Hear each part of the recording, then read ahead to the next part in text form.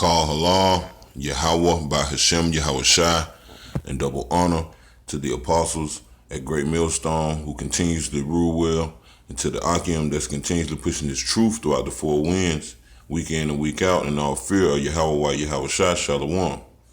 And the image that you see on your screen is the Ability Institute of Chicago, or should I say the Ability Institute RIC of Chicago.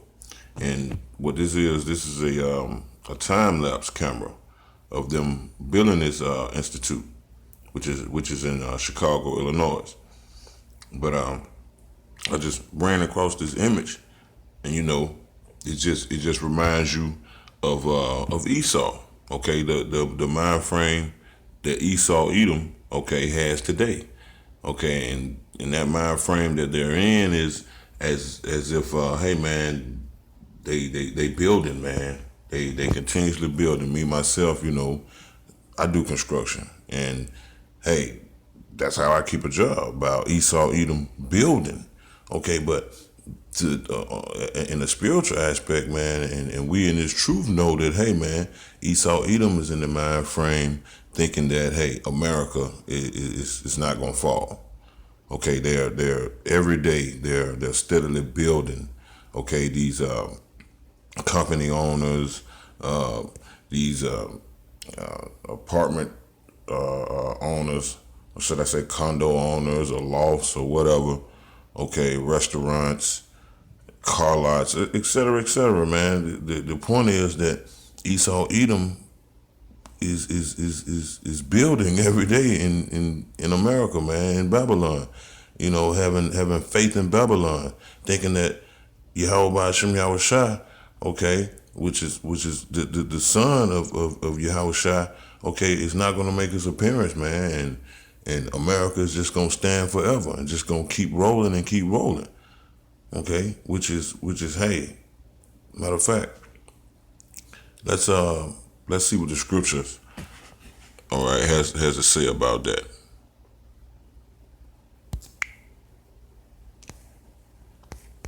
This is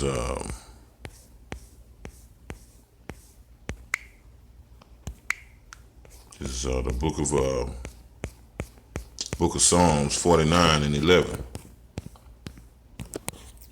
Their inward thoughts is, which is Esau Edom, that their houses shall continue forever, and their dwelling places to all generations. They call their lands after their own name, The scripture said their inward thoughts is, okay, so in Esau, meaning Esau Edom, okay, inward thoughts is, okay, their inner mind, okay, or the thoughts that's in their mind is that their houses shall continue forever.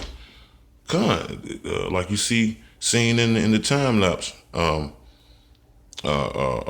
film, or you seen on the time lapse camera, that hey, they're steadily building, man. And I'm talking about small buildings to skyscrapers, et cetera, man.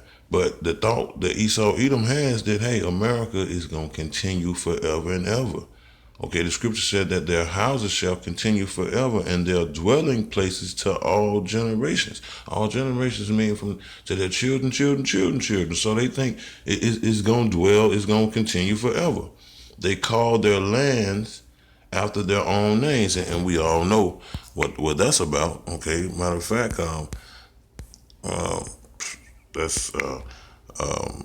the land that we're living on now. Okay, you want to call yourself a African American? Okay, this land here, the Americas, or America, which is the scriptures refer to daughter of Babylon. Okay, was named after who? Amerigo Vespucius. Okay, and you can Google this guy. Okay, but this is just a little bit on it. Amerigo Vespucius was an Italian explorer, financier, navigator, and cartographer who first demonstrated that Brazil and the West Indies did not represent Asia's eastern outskirts, and initially conjunct. So, well, that's continued, but we can just go down. Okay. I'm gonna read. Starting at Explorer Amerigo Vespucci was born in 1451 in Italy. On his third voyage, he discovered present-day Rio de Janeiro, believing he had discovered a new continent. He called South America the New World. In 1507, America was named after him. That's the point I want to make. Okay, in 1507, America was named after him. Who? Amerigo Vespucci. Okay, like the scripture said. Let's jump right back to the scripture real quick. It says what? They called their lands after their own names. It's great Edomite, wasn't it? Okay, but named America. Okay, what the text said in 1507. Okay, was named America was named after him. Okay, let's jump back. You already know what I'm finna jump to now. Okay, Scipico Africanus always had problems pronouncing his name. But hey, you see another Edomite, and what? Africa. He named Africa. So how you Negroes are African Americans? Just want to make that point. How the hell are you an African American? Okay, when both these continents was named by Edomites. Okay, so that make you a double Edomite. Okay, don't make any sense. Okay, I'm gonna read the scripture again. Psalms 49 and 11. In their inward thoughts is that their houses shall continue forever and their dwelling places to all generations. They called their lands after their own names. So the Edomites, okay, think that America, okay, is just gonna continue, man. They're just gonna build, and this place is gonna continue. Okay. And they call their lands after their own names. Okay, like Africa and America. Okay, you Negroes think you African Americans. Okay, which you just a double Edomite then, because both of these are Edomites. Okay, the continent of America, the continent of Africa, and other continents. But that's just to bring a fruit. Salakim, that's just to bring a few. Okay, I'll jump to my next scriptures. And you know what I'm looking for. Malachi 1 and 4. And it reads, whereas Edom saith, we are impoverished, but we will return and build the desolate places. Thus said the Lord, Yahweh by Hashem Yahushua of hosts, they shall build, but I will throw down, and they shall call them the border of wickedness, and the people against whom the Lord, Yahweh by Hashem Yahushua, have indignation forever. So there you have it. Okay, the mind of Esau saying that, okay, this throughout history, a saying of the world, how do they say it? We shall build again, or we shall return and build, or you know the mind frame of these courageous Edomites, man. Okay, these arrogant Edomites. Okay, we get destroyed once, but we'll be back. We'll rebuild and all that type of things, but not this time, Esau. Not this time. Okay, let's read the scripture again. Whereas Edom saith, we are impoverished, but we will return and build the desolate places. But that's the mind of Esau. But thus saith the Lord, Yahweh by Hashem Yahushua of hosts, they shall build, but I will throw down, and they shall call them the border of wickedness, and the people against whom the Lord, Yahweh by Hashem Yahushua, have indignation forever. That's righteous anger forever. Edom, okay? Okay, and right now, Edom is what? The Edomites, okay? These wicked elites, okay? And these Edomites that own these factories and companies and et cetera, in the Americas, up under the elites.